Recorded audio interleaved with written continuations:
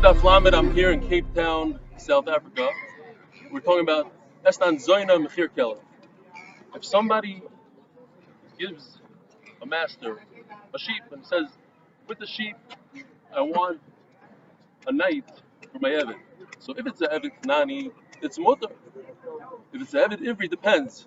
Your wives are not going to like this. If you have a wife and kid, then it's mutter for the Evid Ivri. But if you don't, then it's Aser. Mechir Kelev and Esnan Zoyna. Meaning, you take a dog and you trade it for money, and you take that money and you buy a carbon. Esnan Zaina, meaning the money that a Zaina makes and she buys a carbon with it. What if you flip it around? You take a penguin and you try to buy a Zaina as a Shifcha, live here in Cape Town with the penguins. Or you pay for a marriage with a Kelev. That is mutter. Back in the hotel, continuing on with the sugya. If you have two brothers or two partners that want to divide equally 19 sheep and one dog, so Shimon gets 9 sheep and a dog, and Reuben gets 10 sheep. We have an issue of Mechir Kelev. It comes out that Reuben that received a sheep instead of a dog, that sheep should be usher to bring on the Mizbech, and in fact it is usher to bring to the Mizbech. But what if all of Reuben's sheep are worth slightly more than Shimon's sheep? They're worth 102 versus 100, let's say.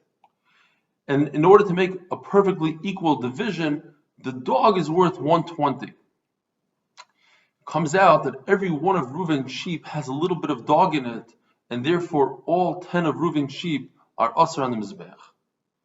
What about the offspring of a Esnan Umechir Kelev? The offspring, says the Gemara, are mutter. What about the offspring of a Muktzah, an animal that was set aside for Avodah Zarah, or Nevad, an animal that was actually worshipped as Avodah Zarah? Says the Gemara, Machlokes in Rava. According to one Shita, it's mutter, and according to the other Shita, it's asr. Why? Because we only worship the mother. We didn't worship the offspring. On the other hand, we could say that he wants the mother to be fatter for Avodah Zarah, so therefore the offspring has in it Avodah Zarah. The Gemara says that if a person takes a waist, is mekadesh a woman with it. What happens if the waist is that of Avodah Zarah? The woman is not mekadesh. But if it's that of a Shar HaNiskal, she's mukudeshes. So either you could say that this is a logical reasoning, and that is because in Avodah Zarah, the reason why it doesn't work, the person wants his Avodah Zarah to look larger with the waist. So therefore, waist is part of Avodah Zarah, so you can't be mekadesh a woman with it. Or there's a pasuk the Gemara says, Cherim Kamoyu. Says the Mishnah that if someone gives a Zaina cash, and with that cash she bought a sheep, that is mutter on the Mizbeach because it's once removed. If the animal is already hegdish, it's also mutter. And birds, says the Gemara, are asur. If someone gave the Zaina the final product, wine, oil, or flour, it's also to bring on the Mizbeach. But if somebody gave the Zaina the raw product, and she made out of the wheat, she made flour, out of the olive she made oil, out of the grape she made wine, machlokes.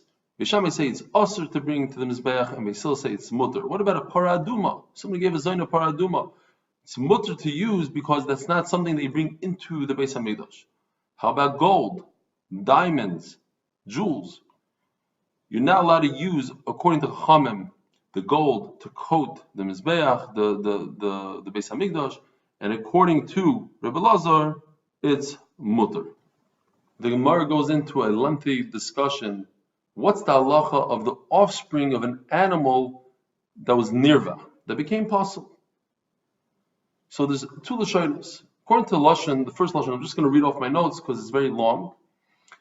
Nis'abra v'achkach nifsala. In other words, first the animal became pregnant, and then only afterwards became nirva. So Rav Huna says in the name of Rav Nachman that according to Rabbi Eliezer, the animal, the vlad, the offspring is asur. Why? Because it's a shaila of uber yerachimai, and he holds uber yerachimai. But Chachamim are going to hold uber lav yerachimai. The offspring has nothing to do with the mother, and therefore it's mutter. According to Rava, everybody holds over here that the offspring is asur. Why? Because it's as if the offspring itself had a revia.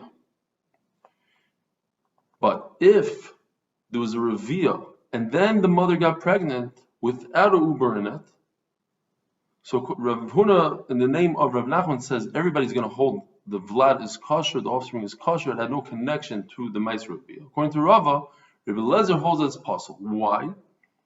Because here's a different question. It's the question of zevazeh gorim.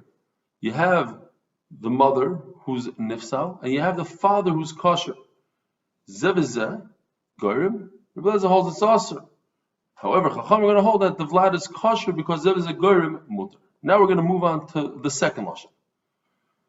According to Rav Huna, in the name of Rav Nachman, in a case where the animal was nirva and then only she became kadosh, according to Rabbi Eliezer, the vlad is pasul, a new svara called bezayin kachin, and according to Chachamim, the offspring is kosher. According to Rava, in the name of Rav Nachman, everybody holds that the vlad is pasul. In the case where she became pasul when she was chulin, then afterwards she became kachin, over here, Rav Huna says in the name of Rav Nachman that there's a concept called nishtana hegdesha. Through the hegdesh, she was changed. And therefore, everybody holds that the offspring is kosher. Rava says in the name of Rav Nachman that according to Rabbi Eliezer, the vlad is possible because of bezayin kachin. According to Chachamim, the vlad is kosher because she changed through hegdesh. Have a wonderful day.